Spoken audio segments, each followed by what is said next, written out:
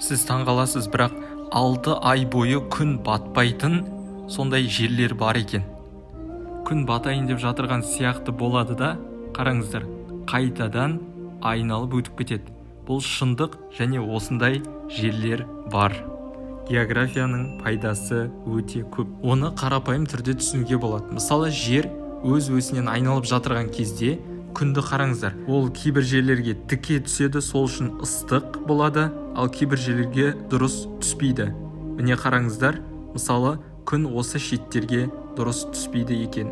Сондықтан ол жерлер салқын болады. Және сондай жер бізде Арктика деп аталса, екінші бір жағы Антарктида деп аталады. Естулеріңіз бар шығар.